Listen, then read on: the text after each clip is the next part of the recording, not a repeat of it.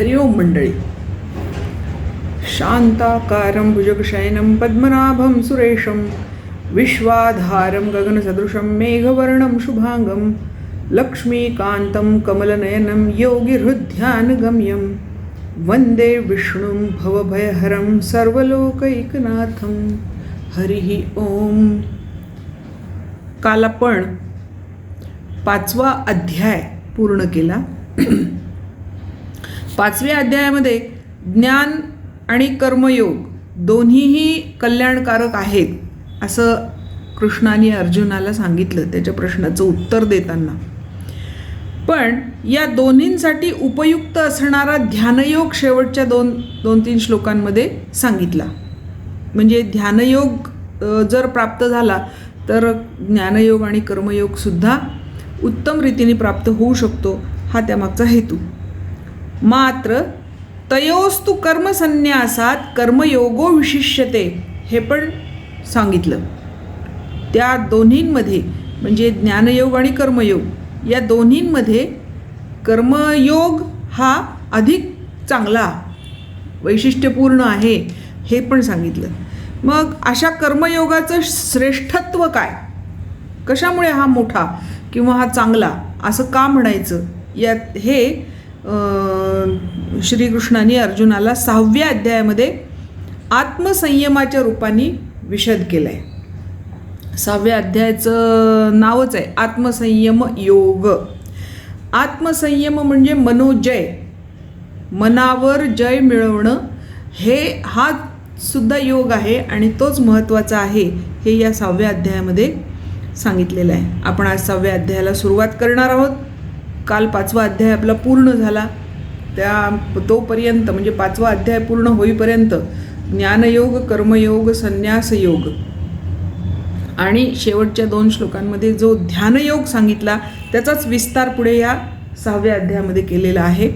तर तो आता आपण बघूया. ओम श्री परमात्मने नमः. अथ षष्ठोऽध्यायः. 6व्या अध्यायाला आपण सुरुवात करत आहोत. 6व्या अध्यायाचा पहिला श्लोक. श्री भगवान उवाच. अनाश्रितः कर्मफलं कार्यं कर्मं करोति यः स संन्यासी च योगी च निराग्निर्न चाक्रियः. निष्काम कर्मयोग कसा असतो हे या श्लोकामध्ये सांगितलेलं आहे. त्यांनी काय म्हटलंय, अनाश्रितः जो कोणत्याही क्रियांचा आश्रय न करता, कर्मफळाचाही आश्रय न करता, कार्यम कर्मम करोति हा त्यांचं नित्य नैमित्तिक कार्य आणि त्यांना प्राप्त झालेलं कर्म या दोन्ही गोष्टी जो करतो, कसा, अनाश्रितः कर्मफलम, कर्मफळाचा आश्रय न करता, कर्मफळाची अपेक्षा न करता जो करतो, स संन्यासी, तोच संन्यासी म्हणजे ज्ञानी, आणि योगी च, आणि तो योगी पण आहे आणि संन्यासी, त्याला योगी पण म्हणायचं आणि संन्यासी पण म्हणायचं. कसा आणि तो निरग्निही न च अक्रियाः, तो निरग्नी आहे. निरग्नी म्हणजे काय तर अग्नीची उपासना, गृहस्थ जो असतो त्याला अग्नीची उपासना आहे सांगितलेली आपल्याकडे. गृहस्थानी अग्नीची उपासना करायची, अग्निहोत्र करायचं हे सांगितलेलं आहे.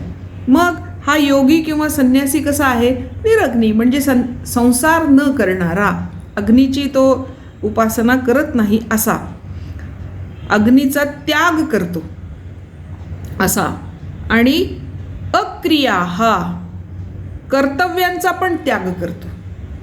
क्रिया म्हणजे कर्म सोडत नाही, कर्म त्याचं चालूच असतं, पण कर्तव्यांचा स्वरूपाचा त्याग करतो तो, असा तो योगी आणि संन्यासी असतो. आता नेमकं काय आहे हे बघूया. कार्य म्हणजे कर्तव्य आणि कर्म म्हणजे आपल्याला प्राप्त झालेलं कर्म, जन्मानुसार जे प्राप्त होतं ते आपलं कर्म असतं. म्हणजे मुलगा झाला, मुलाची कर्म, मुलगी झाली, मुलींची कर्म. तुम्ही कोणत्या जाती कुळात, घरात, धर्मात जन्म घेता ते तुम्हाला जन्मापासून मिळालेलं कर्म असतं, त्याला कर्म म्हणतात. निरग्नी म्हणजे अग्नीचा त्याग करणारा. अनासक्त, त्याला अनासक्त म्हणतात. निरग्नी म्हणजे कशातही आसक्त न होणार, म्हणजे संसारात न रमणारा. आणि कर्तव्यांचा त्याग करणारा म्हणजे कर्मफळाचा आश्रय न घेता कर्तव्य करणारा असा तो असतो. आणि म्हणून तो त्याला संन्यासी आणि कर्मयोगी असं दोन्ही त्याला म्हणता येतं. संन्यासी म्हणजे ज्ञानयोगी आणि कर्मयोगी. कर्म करतो पण फळाची आशा धरत नाही असा तो, त्याला आपण योगी आणि संन्यासी म्हणावं असं सांगितलं आहे. आता ज्ञानेश्वर काय म्हणतात बघा. ऐके सकळ संमते जगी, अर्जुनागा तोची योगी, जो कर्मे करुनी रागी, नोहेची फळी. रागी नोहेची फळी. रागी म्हणजे आसक्त किंवा संग, त्या कर्मफळाचा संग ज्याला लागलेला नाही आणि तरीही जो कर्म करतो पण कर्मफळाचा संग त्याला लागलेला नाही, त्याच्यामध्ये तो आसक्त झालेला नाही, त्यालाच सकळ संमते, सगळ्यांच्या संमतीने, सगळ्यांना मान्य आहे म्हणणं काय, तोच योगी, त्यालाच योगी म्हणावं. ते तैसेची उचित करी, परी साठो पुनो हे शरीरी, आणि बुद्धिहीन करोनी फळवेरी जायेची ना. ते तैसेची उचित करी, उचित कर्म करतो, योग्य ती सगळी कर्म करतो. परी साटोपिनो हे शरीरी, शरीरावर आसक्ती नाही, देहभान भोगासाठी नाही, योगासाठी आहे असा असतो तो. आणि बुद्धिहीन करोनी फळवेरी जायची ना, फळाकडे ज्याची बुद्धी जातच नाही, फळ काय प्राप्त होणार आहे इकडे त्याच्या बुद्धीची गतीच होत नाही, त्याला त्याची आवश्यकताच वाटत नाही असा तो असतो. ऐसा तोची संन्यासी, त्याला संन्यासी म्हणावं. पार्थागा परियेसी, म्हणून आता हे पार्था तू ऐक. तोची भरवसे निसी योगीश्वरू, निश्चयाने, भरवसा देऊन सांगतो की त्याला निश्चयाने तू काय म्हणू शकतो, योगीश्वर. योगीनाम ईश्वरः, योग्यांमध्ये तो सर्वश्रेष्ठ योगी आहे असं नक्की म्हणू शकतोस. गृहस्थाश्रमाचे ओझे कपाळी आधीची आहे सहजे, की तेची संन्यासी वाढवी जे सरीसे पुढती. गृहस्थांनी काय करायला पाहिजे, कर्मयोग कसा करायला पाहिजे हे इथे सांगितलं आहे. गृहस्थाश्रमाचे ओझे, आधीच तो गृहस्थ आहे, त्याच्यामुळे गृहस्थाश्रमाची सगळी कर्तव्य कर्म त्याच्यावर लादलेलीच आहेतच, त्याला ती करायचीच आहेत, ते ओझा ऑलरेडी आहे. कपाळी आधीची आहे सहजे, गृहस्थाश्रम झाल्यामुळे सहज ते तुझ्याकडे आलेलं आहे. की तेची संन्यासी वाढवी जे, त्यात पुन्हा संन्यास घेऊन जर संन्यास आश्रमाचं ओझं आपल्या डोक्यावर वाढवशील, सरीसे पुढती, त्याचा काय उपयोग. त्याच्यामुळे गृहस्थाश्रमातच राहून फक्त कर्मफळाचा आश्रय सोडून देणं, एवढं जरी केलं तरी कर्मयोग साधतो. म्हणून अग्निसेवा न सांडिता, कर्माची रेखा न ओलांडिता, आहे योग सुख स्वभावता आपणपाची. संसारामध्ये राहून अग्निसेवा न सांडिता, अग्निहोत्र इत्यादी नित्य कर्म न सोडता, कर्माची रेखा न ओलांडिता. कर्माची रेखा म्हणजे आचरणाचं मार्ग, आचरणाची मर्यादा. तुम्हाला कर्माचरण करण्याची जी मर्यादा घालून दिलेली आहे, शास्त्रांनी घालून दिलेली आहे, कुटुंबांनी घालून दिलेली आहे, परंपरांनी घालून दिलेली आहे, रूढींनी घालून दिलेली आहे, समाजाने घालून दिलेली आहे, ती मर्यादा न ओलांडता आहे योग सुख स्वभावता. कर्मयोगामध्येच त्या गोष्टीचं सुख आहे. स्वभावता आपणपाची, स्वाभाविक नैसर्गिकच ते सुख त्याच्यामध्ये आहे आणि ते आपोआपच मिळतं. केव्हा, ही सगळी म्हणजे अग्निसेवा न सांडिता, कर्माची रेखा न ओलांडिता, गृहस्थाश्रमामध्ये राहून कर्म करायचं पण कर्मफळाकडे आपली बुद्धी जाऊ द्यायची नाही.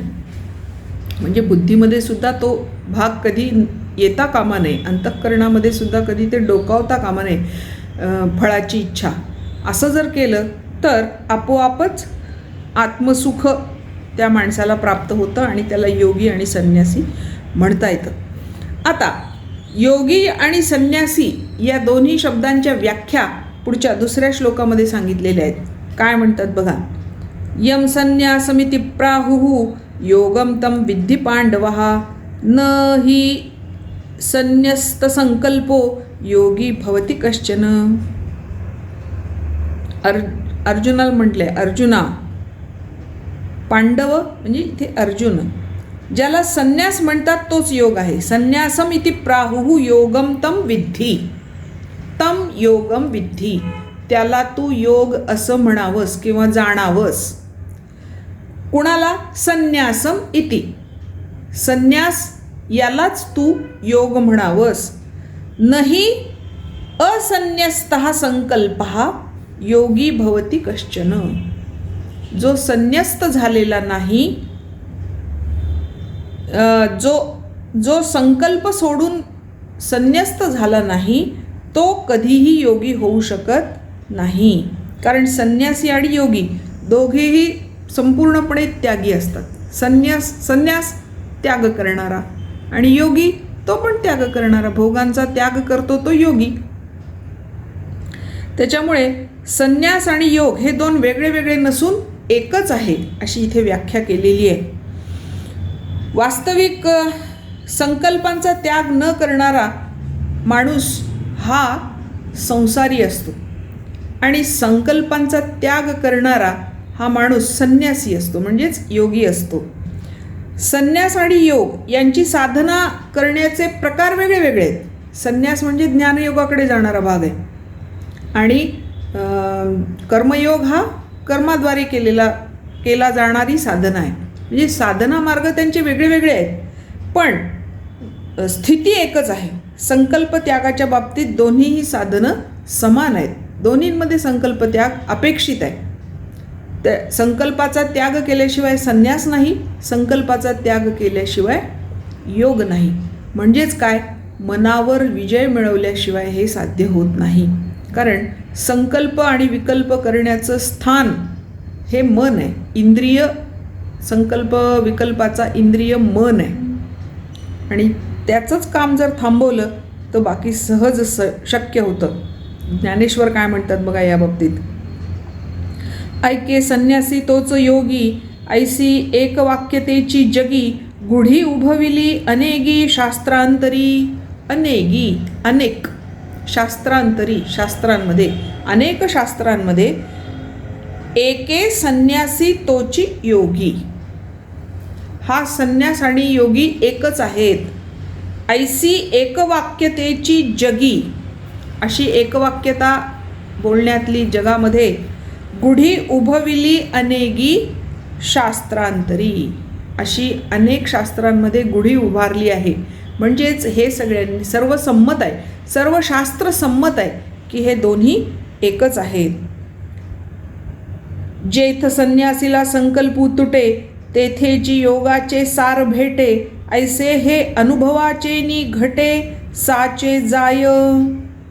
संन्यासीला संकल्पू तुटे, जिथे संन्यासाचा संकल्प तुटतो,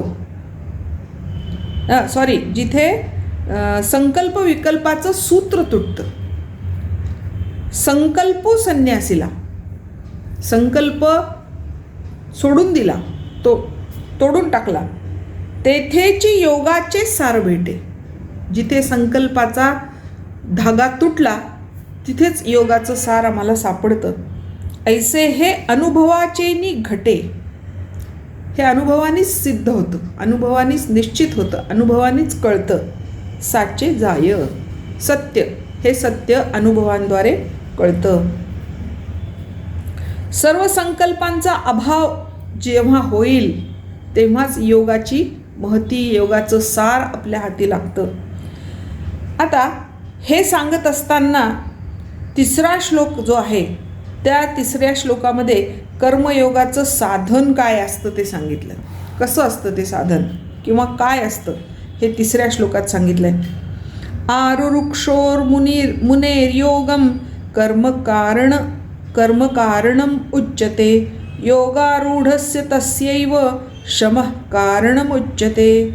एकाला कर्म कारण म्हटले, एकाला शम कारण म्हटले. दोन कारणं सांगितली आहेत. काय काय ते बघू. आरुरुक्षोः मुनेः योगम. जो मुनी योगारूढ आहे किंवा योगारूढ होण्याची इच्छा करतो, म्हणजे योग प्राप्त करण्याची इच्छा करतो. कर्म कारणम उच्यते. त्याचं कारण काय असतं? कर्म, हेतू. आणि योगारूढस्य तस्यैव. एकदा तो योगारूढ झाला की त्याच्याच बाबतीत शमः कारणम उच्यते. शांती, शमन होणं, सर्व संकल्पांचा अभाव निर्माण होणं, हे त्याचा हेतू निर्माण होतो. म्हणजेच काय तर समभावयुक्त व्हायचं असेल तर त्या मुनीला म्हणजे मननशील योग्याला कर्म करावं लागेल, पण कर्माचं फळ सोडून कर्मफळ सोडणं हे त्याचं हेतू असला पाहिजे. आणि जो योगारूढ झाला आहे ऑलरेडी, म्हणजे योगामध्ये समत्वामध्ये संपूर्णपणे लीन झाला आहे, त्याच्या बाबतीमध्ये संकल्पांचा अभाव होणं म्हणजे मनोजय प्राप्त होणं हे अपेक्षित असतं. आता याच्याबद्दल ज्ञानेश्वर काय म्हणतात बघा. ही संकल्पना म्हणजे योगारूढ होण्याचं साधन आणि योगारूढ झाल्यानंतरची स्थिती, अशा दोन गोष्टी इथे सांगितलेल्या आहेत. जो योगारूढ होण्याचं साधन काय? कर्म. कसं कर्म? फळरहित कर्म, वासनारहित कर्म, निष्काम कर्म. आणि एकदा तो योगारूढ समत्व बुद्धी त्याला प्राप्त झाली, योगारूढ तो झाला की मग त्याचं मनोनिग्रह झाला पाहिजे. मनामधल्या संकल्प विकल्पांचा पूर्ण अभाव निर्माण झाला पाहिजे असं सांगितलेलं आहे. त्याच्याबद्दल ज्ञानेश्वर सांगताना हे कसं माणसाला प्राप्त होतं हे त्यांनी अष्टांग योगाच्या आधारे सांगितलेलं आहे. नुसत्या या दोन संकल्पना पूर्ण करण्यासाठी संपूर्ण अष्टांग योगाचा आधार ज्ञानेश्वरांनी या ठिकाणी घेतला आहे. आता आपण एक एक बघूया. आता योगाचळाचा निमथा जरी ठाकावा आथी पार्था तरी सोपान या कर्मपथा चुकाझणी. जर अर्जुना तुला या योगाचल म्हणजे योगरूपी पर्वत याच्या माथा डोक्यावर जायचं असेल, निमथा म्हणजे माथा, पूर्ण हा डोंगर चढून वर जायचं असेल, जरी ठाकावा आथी पार्था वर चढून जायचं आहे पार्था तुला, तरी सोपान या कर्मपथा कर्ममार्गाच्या पायऱ्यांनी, सोपान म्हणजे पायऱ्या, मार्गाच्या पायऱ्यांच्या वाटेनी वाट तुला सोडता येणार नाही. चुकाझणी म्हणजे सोडता न येणे, तुला ती सोडता नाही येणार. तुला ही पायवाट जी पायऱ्यांची आहे ती तुला चोखाळायला लागेल. इथे काय काय आहे? येणे यमनियमाचे तळवटे. या पायऱ्यांची सुरुवात तळवट म्हणजे तळाकडचा भाग, या डोंगरचा पर्वताचा तळाकडचा भाग आहे. तिथे काय आहे? यम आणि नियम, 5 यम आणि 5 नियम आहेत, तळवटे. ते चढले की रिगे आसनाची पाऊल वाटे. त्या 2 पायऱ्या चढल्या की तुला आसनाची पाऊल वाट दिसेल. तिसरी पायरी, पहिल्या 2 पायऱ्या यम नियम, आता तिसरी पायरी आसन. येई प्राणायामाचे आडकंठे वरवतागा. त्या आसनाची वाट चालून वर ये म्हणजे तिथे तुला काय दिसतं? प्राणायामाचे आडकंठे. तुला तिथे आल्यावर प्राणायामाचा एक कडा लागेल पुढे चढून, तर त्याच्यावर चढून तू ये. म्हणजे आधी यम पायरी चढ, मग नियमाची पायरी चढ, मग आसनाकडे जा. आसनाकडून येता येता तुला रस्त्यामध्ये प्राणायामाचा कडा लागेल, त्याच्यावर चढून ये. त्याच्यानंतर तरी अभ्यासाचे निबळे प्रत्याहारी निराळे नखी लागले ढाळोढाळे वैराग्याची. मग तिथून तू पुढे आलास की काय होईल? अभ्यासाचे नि बळे, त्या प्रत्याहाराचा तुला अभ्यास करावा लागेल. आणि एकदा तुला तो अभ्यास साध्य झाला, प्राणायामाचा अभ्यास तुला झाला की मग प्रत्याहाराचा आधाडा, प्रत्याहाराचा एक अर्धवट तुटलेला कडा लागेल तुला, जो बुद्धीच्याही पाया निसरडा. ज्या प्रत्याहाराच्या पायरीवर बुद्धीसुद्धा पाय घसरून पडते, तिचा बुद्धीचा सुद्धा पाय घसरतो. जेथ हटिये सांडिती होडा कडे लग, त्या कड्यावर हटयोगीसुद्धा आपला हट्ट सोडतात, त्यांचा हट्टसुद्धा तिथे चालत नाही, असा तो कडा आहे. तरी अभ्यासाचे निबळे, त्याचा नित्य अभ्यास कर. प्रत्याहारी निराळे, प्रत्याहारावर लक्ष केंद्रित कर. नखी लागेल ढाळे ढाळे वैराग्याची, आणि तिथे तुला वैराग्याची खरी चव कळेल. ऐसा पवनाचे नि पाठारे, मग प्राणायामाच्या पठारावर, प्राणायामाचा तो कडा पार करून पुढे तुला पठार लागेल. त्या पठारावर येता धारणाचे नि पैसारे, तिथे तुला धारणेचा विस्तृत पसारा किंवा विस्तार झालेला दिसेल. मग तिथे काय? क्रमी ध्यानाचे चवरे, मग त्याच्यावर असे ध्यानाचे असे कडे आहेत टोकदार. सापडे तव, ते तुला तिथे ध्यानाचे टोकं दिसतील. मग तया मार्गाची धाव, त्या मार्गावर तू ती वाट तिथे संपते ध्यानाच्या तिथे. पुरेल प्रवृत्तीची हाव, तुझी प्रवृत्ती तिथे पूर्ण थांबेल. जेथ साध्या साधन खेव समरसे होय, त्या प्रवृत्तीची तुझी धाव थांबली की साध्य आणि साधन यांची गळाभेट होईल. म्हणजे साध्य हे साध्य राहणार नाही, साधन हे साधन राहणार नाही, ते दोन्ही एकच होऊन जातील. सांडिली त्रिपुटी, काहीच तिथे 2 पुटं राहणार नाही, 3 पुटंसुद्धा राहणार नाहीत. समरसे होय, साध्य आणि साधनं समरस होतील. जेथ पुढील पैस पारुखे, मागील स्मरावे ते ठाके, ऐसिये सरीसीचिये भूमिके समाधी राहे. बघा आता, यम झालं, नियम झालं, आसन झालं, प्राणायाम झालं, प्रत्याहार झालं, धारणा झाली, ध्यानाची टोकं लागली, त्याच्या पुढे मार्गच खुंटला. आणि मग तिथे काय झालं? प्रवृत्ती थांबली, साध्य साधन समरस झाली. पुढील पैस पारुखे, आता पुढे पाय टाकायला जागाच नाही, मार्गच खुंटलेला आहे. मागील स्मरावे ते ठाके, आणि मागचं काही आठवत नाही, मागे जायचं तर मागचा रस्ता आठवत नाही. ऐसेही सरिसेचिये भूमिके, अशा नितळ शुद्ध भूमिकेला तुम्ही येता, त्या ठिकाणी समाधी राहे, चित्त स्थिर होतं, समाधीमध्ये मग्न होतं. असा जो असतो त्यालाच योगी म्हणावं, त्यालाच संन्यासी म्हणावं. योगी आणि संन्यासी दोन्हीही एकच आहेत, कारण ते या मार्गाने जातात, हा सोपान मार्ग ते चोखाळतात, आणि म्हणून त्यांना दोन्हींना समान संबोधन आहे. आता पुढचा जो 4था श्लोक आहे त्याच्यामध्ये जो योगारूढ झाला आहे तो कसा असतो हे सांगितलेलं आहे. यदा हि न इंद्रियार्थेषु न कर्मसु अनुषज्यते सर्वसंकल्प संन्यासी योगारूढस्तदोच्यते. संन्यासी कोणाला म्हणायचं? सर्व संकल्प संन्यासी, ज्यांनी सगळे संकल्प सोडून दिलेले आहेत त्याला योगारूढ म्हणायचं. कसा?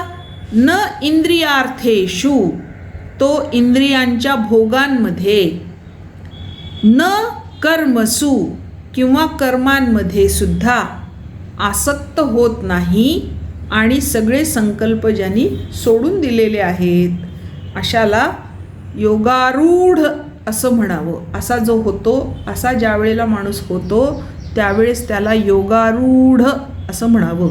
इंद्रियार्थेषु म्हणजे इंद्रियांच्या विषयांमध्ये, उपभोगांमध्ये, विषय उपभोगांमध्ये जो रमत नाही, अनुषज्यते आसक्त होणे आणि न अनुषज्यते आसक्त न होणे. इंद्रियार्थेषु न अनुषज्यते कर्मेषु न अनुषज्यते कर्मफळामध्ये सुद्धा जो आसक्ती ठेवत नाही. सर्व संकल्प संन्यासी सर्व संकल्पांचा ज्यांनी त्याग केलेला आहे असा जो त्याला योगारूढ असं म्हणावं. आता ज्ञानेश्वर काय म्हणतात बघा. तरी जयाची या इंद्रियांची या घरा नाही विषयांची या येरझारा जो आत्मबोधाच्या ओवरा पहुडला असे. इंद्रियांची या घरा ज्याच्या इंद्रियांच्या घरामध्ये नाही विषयांचा येरझारा विषयांचं येणं जाणं आवक जावक अजिबातच नाही आहे. जो आत्मबोधाच्या ओवरा आत्मबोध म्हणजे आत्मानंदाच्या ओवरीमध्ये खोलीमध्ये पहुडला असे निवांतपणे झोपलेला आहे पहुडलेला आहे. जयाचे सुखदुःखाचे नि आंगे झगटले मानस चेवो नेघे विषय पासीही आलियासे नरिघे हे काय म्हणूनी. जयाचे सुखदुःखाचे नि आंगे ज्याच्या बाबतीत सुखदुःख ही त्याच्या आंगे झगटले त्याच्या अंगाला येऊन झोंबली तरी सुख आणि दुःख तरी मानस चेवो नेघे त्याचं मन त्या सुखदुःखांनी जागं होत नाही किंवा त्या सुखदुःखांनी विचलित होत नाही उद्विग्न होत नाही.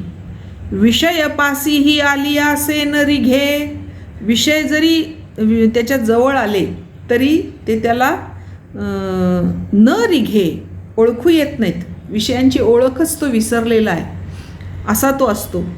इंद्रिये कर्माच्या ठाई वाढीनली परी काही फळ हेतूची चाड नाही अंतःकरणी. इंद्रिये कर्माच्या ठाई इंद्रियांना कर्म करणं भाग आहे. इंद्रियांना कर्मामध्ये लावलं आहे. वाढीनली परी काही तिथे जरी ते काम करत असले तरी फळ हेतूची चाड नाही त्याचा फळ आणि त्याचं प्राप्ती याच्या बाबतीमध्ये अजिबात आसक्ती नाही. कुठे अंतःकरणी अंतःकरण काही त्या विषयांच्या मागे जात नाही आहे. इंद्रिय कर्म करतायत घर झाडतायत स्वयंपाक करतायत लेकरांना खाऊ घालतायत सगळ्यांची काळजी घेत आहेत पण कुठल्याही बाबतीमध्ये आसक्त होत नाही अंतःकरण असा तो आहे. असते निदेहे तुला जो चेतूची दिसे निदेला तोची योगारूढू भला ओळखी तू. म्हणून अर्जुना काय कर असतेनी देहे ए तुला जो देहापुरताच व्यवहार करतो देह धारणेपुरता व्यवहार देह जगवायचा आहे कारण कर्म करायचं आहे कारण आत्मशुद्धी मिळवायची आहे. कर्म केल्याशिवाय आत्मशुद्धी नाही आत्मशुद्धीशिवाय परमात्मा प्राप्ती नाही सच्चिदानंद प्राप्ती नाही. त्याच्यामुळे देहाला तर जगवावंच लागणार आहे. मग देह धारणेपुरतेच फक्त जो कर्म करतो व्यवहार करतो जो चेतूची दिसे निदेला चेतूची जागा तो जागा असून सुद्धा निजलेला आहे असा दिसतो निजलेला आहे असा व्यवहार करतो. आपण ही संकल्पना दुसऱ्या अध्यायामध्येच पाहिलेली होती. सर्व भूतासजी रात्र जागतो संयमी तिथे सर्व भूते जिथे जागी ज्ञानी योग्यास रात्रती. हा जो योगी आहे हा जो ज्ञानी आहे हा संन्यासी जो आहे तो जागा आहे पण झोपलेला दिसतो. कशाच्या बाबतीमध्ये आसक्तीच्या बाबतीमध्ये विषय उपभोगांच्या बाबतीमध्ये तो निद्रिस्त असतो तिकडे त्याचं लक्षही जात नाही. तोची योगारूढू भला ओळखी तू. योगारूढ कोण हे ओळखण्याची ही खूण आहे. जो जागा असून झोपलेला आहे असा वाटतो जो कर्म करतो देहधारणेपुरते जो कशातही आसक्त होत नाही तो योगारूढ झाला असं तू समज. आता 5वा श्लोक जो आहे तो माणसाचं आद्य कर्तव्य काय जन्माला आल्यानंतर माणसांनी काय केलं पाहिजे हे अर्जुनाला समजावून सांगितलंय. हा सगळ्यांच्या ओळखीचा श्लोक आहे. अनेक संस्थांचं ते ब्रीदवाक्य पण आहे. औरंगाबादला जे शासकीय विद्यानिकेतन आहे त्या शासकीय विद्यानिकेतनचं ब्रीदवाक्य आपले माननीय चिपळूणकर सर यांनी ठेवलं होतं, उद्धरावा स्वये आत्मा. गीताईमधून त्यांनी हा चरण घेतला होता, जो या 5व्या अध्यायाचंच भाषांतर आहे मराठीमध्ये. उद्धरेद आत्मना आत्मानं नात्मानं अवसादयेत आत्मैव ह्यात्मनो बंधुः आत्मैव रिपुरात्मनः. उद्धरावा स्वये आत्मा, खचू देऊ नये कधी, आत्माची आपुला बंधू आत्माची रिपू आपुला. हा अतिशय महत्त्वाचा श्लोक आहे भगवद्गीतेमधला. माणसाचं आद्य कर्तव्य काय? उद्धरावा स्वये आत्मा. आपणच आपल्या आत्म्याचा उद्धार करावा. आधी त्याला ओळखावा लागतो आणि मग उद्धार करता येतो. चला उठान करा उद्धार असं होत नाही. मग 5व्या श्लोकामध्ये उद्धरेद आत्मना आत्मानं न आत्मानं अवसादयेत. आत्म्याला कधीही आहे त्या ठिकाणावरून खाली आणू नये. जर करताच आलं तर उद्धर, वर न्या. आहे त्या ठिकाणाहून आणखी वर नेण्याचा प्रयत्न करा, पण आहे त्या ठिकाणाहून आणखी खाली मात्र आणू नये. आम्हाला छान आईवडिलांच्या पोटी जन्म मिळालेला आहे, आम्हाला आमचे नातेवाईक चांगले मिळालेले आहेत, आम्हाला आमचे मित्रमैत्रिणी चांगले मिळालेले आहेत, हे सगळं चांगलं चांगलं आहे. म्हणजे आम्ही एका लेवलवर आहोत चांगल्या, आणि मी जर त्या चांगल्यांची चांगले गुणधर्म न घेता वाईट गुणधर्म माझ्यामध्ये बाणवले तर मी आहे त्या लेवलपासून खाली येईल. आणि असं खाली येणं म्हणजे अवसादन. न आत्मानं अवसादयेत. कधीही माणसाने आहे त्या स्तरावरून खालच्या स्तराला येऊ नये. उद्धरेत, आपला स्तर उद्धार वर न्यावा. आत्मानं आत्मनः.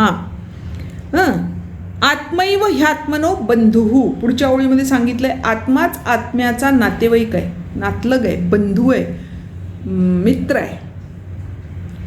बंधू या शब्दाचे अनेक अर्थ आहेत. नातलग, मित्र, सखा वगैरे. हितचिंतक. आत्माच आत्म्याचा हितचिंतक आहे, आत्माच आत्म्याचा मित्र आहे, सखा आहे, बंधू आहे. आत्मा एव रिपुः आत्मनः. पण आणि हा आत्माच आत्म्याचा शत्रू पण आहे. मग शत्रू केव्हा? जर त्यांनी अवसादन केलं तर शत्रू, उद्धार केला तर बंधू. म्हणून दोन्ही आपल्याच हातात आहे. ते स्वातंत्र्य सुद्धा परमेश्वरांनी तुम्हालाच दिलंय, आपल्या हातात देऊन टाकलंय. काय करायचंय तुला? उद्धार करायचाय कर, अवसादन करायचंय कर. त्याचं साधन काय? कर्म. कर्म कसं करायचंय?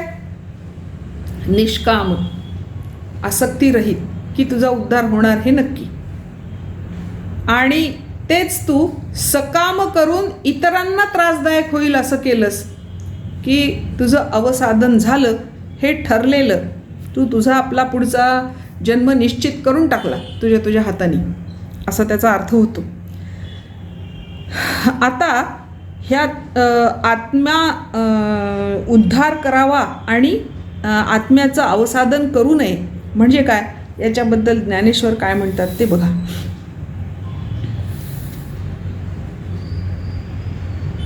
पै व्यामोहाचे ये शेजे, बळिया अविद्या निद्रितू होईजे, ते वेळी दुःस्वप्न हा भोगीजे, जन्म मृत्यूचा. आत्म्याचं पतन होणं, अवसादन होणं म्हणजे काय तर व्यामोहाची ये शेजे. मोह, भ्रम. जेव्हा माणूस भ्रमाची शेज करून झोपतो, म्हणजे भ्रमाच्या अंथरुणावर झोपतो. बळिया अविद्या निद्रितू होईजे, कठीण अशा मायेच्या तंद्रीमध्ये राहतो, निद्रेमध्ये राहतो. ते वेळी दुःस्वप्न हा भोगीजे, जन्ममृत्यूचा. त्यावेळी तो जन्म आणि मृत्यू याचं दुःख देणारं स्वप्न भोगतो. दुःख देणाऱ्या स्वप्नामध्येच तो जगतो. म्हणजेच काय, संसाराशी संबंध प्रस्थापित झाला, त्याच्यातून आसक्ती निर्माण झाली, मिथ्या पदार्थांशी संबंध निर्माण झाला की माणूस मोहामध्ये अडकतो, भ्रमामध्ये महाभ्रमामध्ये अडकतो. तिथे तो अडकला की अविद्येची त्याला निद्रा येते, तंद्री असते, त्याला भान राहत नाही, देहभानाशिवाय दुसरं कुठलंही भान त्याला राहत नाही आणि मग तो जन्ममृत्यूच्या सापळ्यात अडकतो. त्याला म्हणतात आत्म्याचं पतन किंवा आत्म्याचं अवसादन. पाठी अवसात ये चेवो, तई ते अवघेची होय वावो, ऐसा उपजे नित्य सद्भावो, तोही आपण पाची. पाठी अवसात ये चेवो, त्याला अशी निद्रा लागते, तंद्रा लागते, अविद्या त्याच्यावर पाखर घालते, झाकण घालते, पांघरुण घालते आणि नंतर अचानक त्याला कधीतरी जाग येते. म्हणजे अचानक त्याला कळतं की अरे, आपल्याला जे करायला पाहिजे ते आपण करतच नाही आहे, हे त्याला कळतं. त्यावेळी तो जागा होतो आणि अवघेची होय वावो, आणि त्याच्या लक्षात येतं की आपल्या आजूबाजूला जे आहे हे सगळं खोटं आहे, मिथ्या आहे, बदलणारं आहे, परिवर्तनशील आहे. ऐसा उपजे नित्य सद्भावो, तोही आपण पाची. नंतर त्याच्या मनामध्ये सद्भाव जागा होतो, आत्मबोध जागा होतो. पण आपण जरी असं म्हणत असलो की त्याला नंतर आत्मबोध झाला किंवा त्याच्या मनामध्ये आत्मबोध जागृत झाला, तर तसं नाही आहे.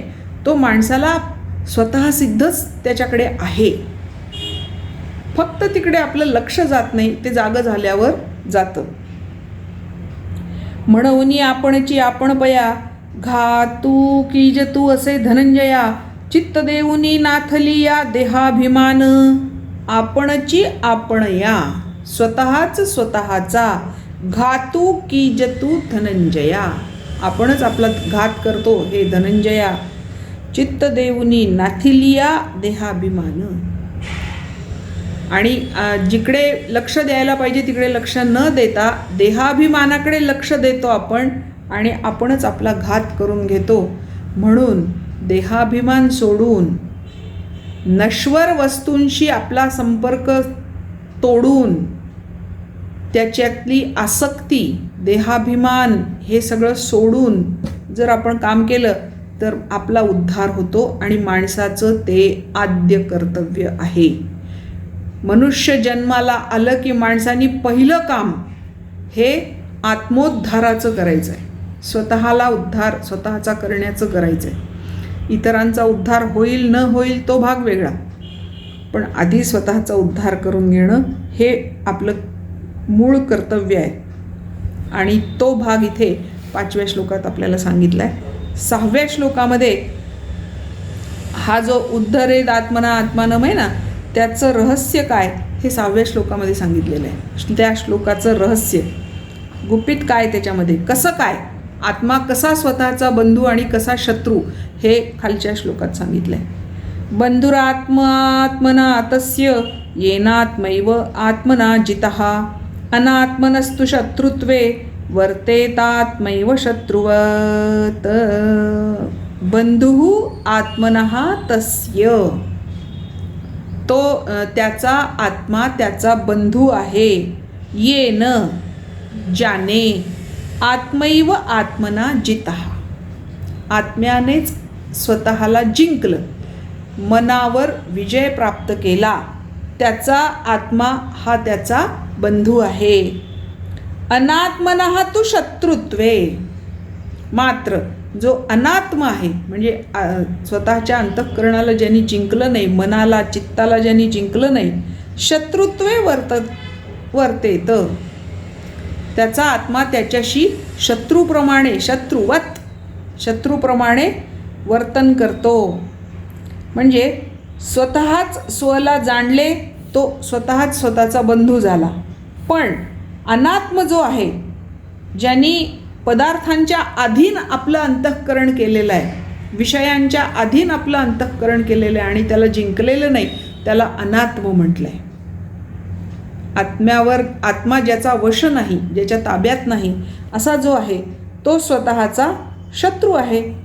असं आहे आपल्या मराठीत एक म्हण आहे, म्हशीचं शेपूट धरायचं आणि ती उधळली की तिच्या मागे आपण उधळायचं आणि आपणच त्या म्हशीला म्हणायचं, अगं अगं म्हशीन मला कुठं नेशी. अरे ते शेपूट सोड ना, त्या म्हशीला जाऊ दे, कुठं जायचं तिथं, त्या विषयांना जायचं आहे तिथे जाऊ दे, तू त्याचं संग सोड, आसक्ती सोड. हे आपण करत नाही आणि आपणच म्हणतो की ती म्हैस मला घेऊन चालली आहे. अरे तुझ्या संकल्पाशिवाय तुला कोणीही कुठे नेऊ शकत नाही, ती म्हैस काय तुला नेणार आहे. असं आपण करतो दरवेळेला. आणि म्हणून काय होतं तर ज्ञानेश्वर या श्लोकामध्ये सांगतात,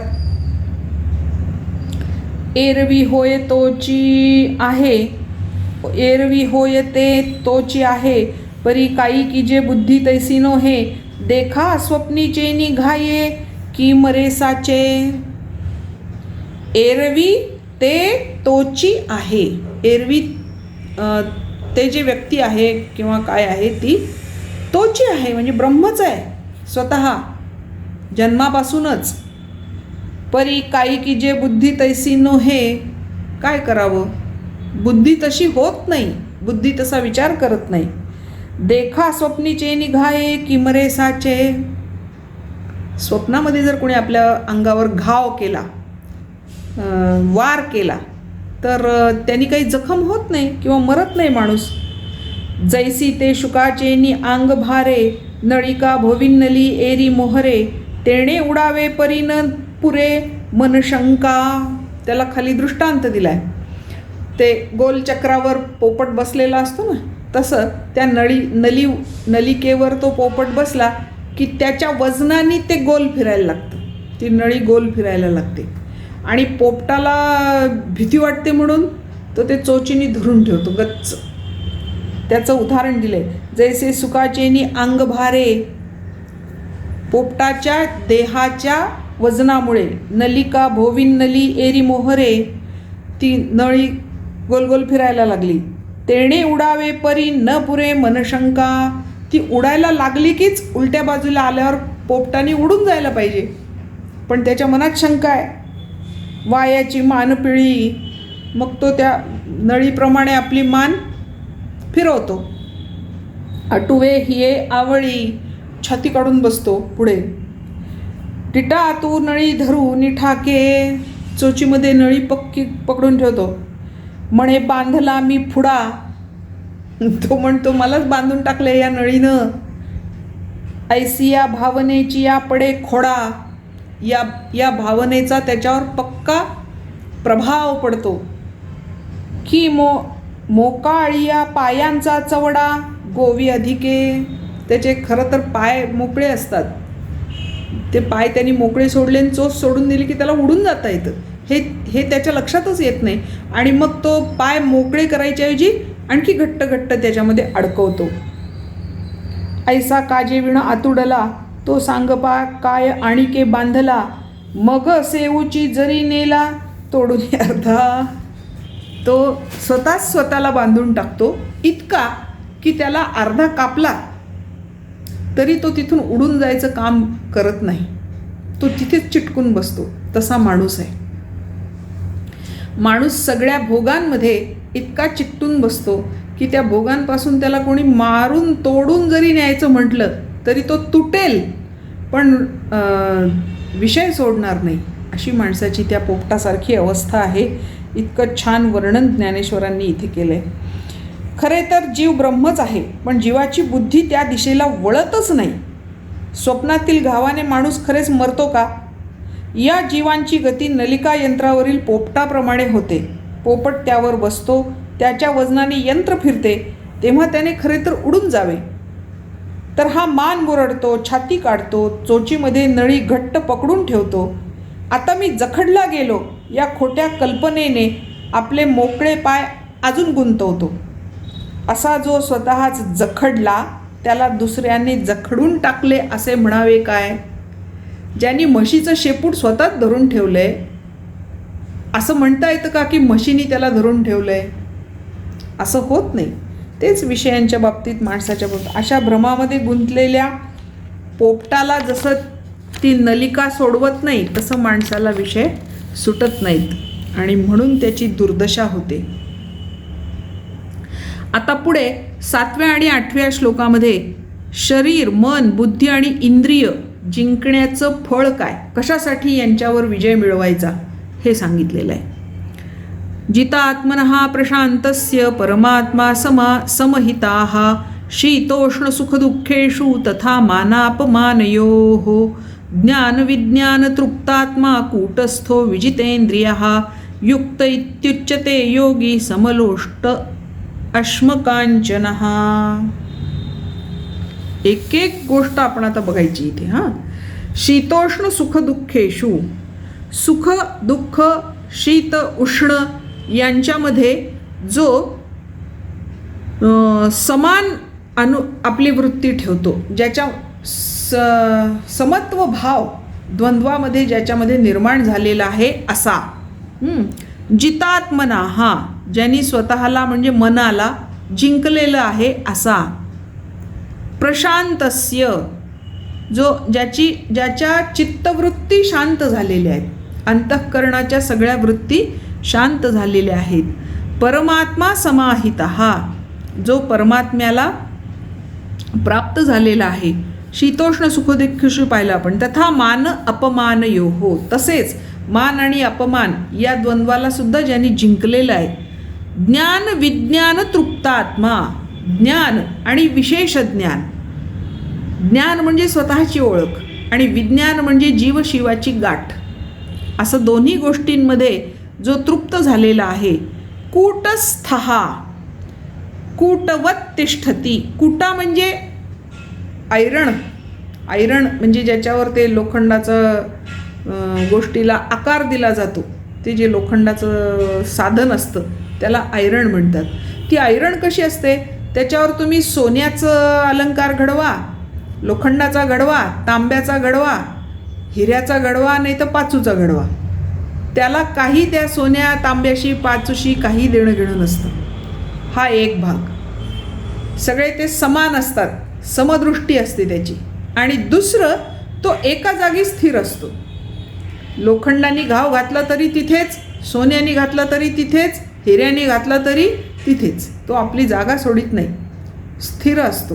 त्या ऐरणीप्रमाणे ज्याची स्थिती असते त्याला म्हणतात कूटस्थ, म्हणजे स्थिर असणारा, ऐरणीसारखा अविचल निर्विकार असणारा. विजितेंद्रिय, इंद्रियांवर ज्यांनी विजय मिळवलेला आहे तो. युक्तः इति उच्यते योगी, तोच खरा युक्त आणि तोच खरा योगी असं म्हणवलं जातं. का? सम लोष्ट अश्म कांचनः, कारण तो लोष्ट म्हणजे आपले लाकूड, अश्म म्हणजे दगड आणि कांचन म्हणजे सोनं, या सगळ्यांना तो समदृष्टीने पाहतो. त्याच्या दृष्टीने लाकूड लाकडासारखंच, सोनं सोन्यासारखंच, दगड सगळे समान, काय फरक नाही त्याच्यामध्ये, असा तो असतो. म्हणून त्याला योगी असं म्हणतात. आता याबद्दल ज्ञानेश्वर काय म्हणतात बघा.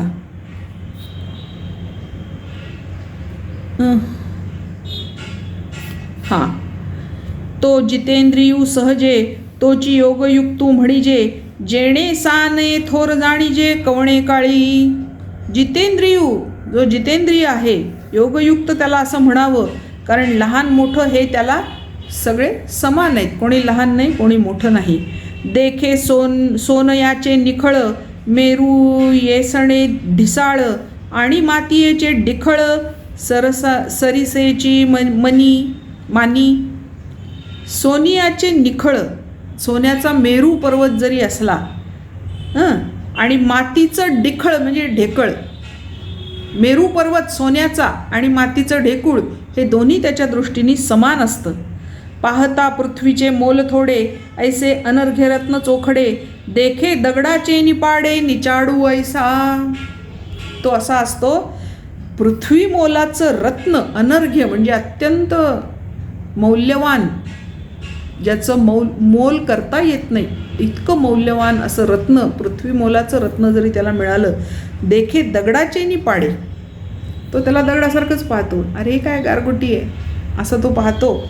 असा जो असतो त्याला निश्चयपूर्वक योगी म्हणावं असं इथे ज्ञानदेव सांगतात.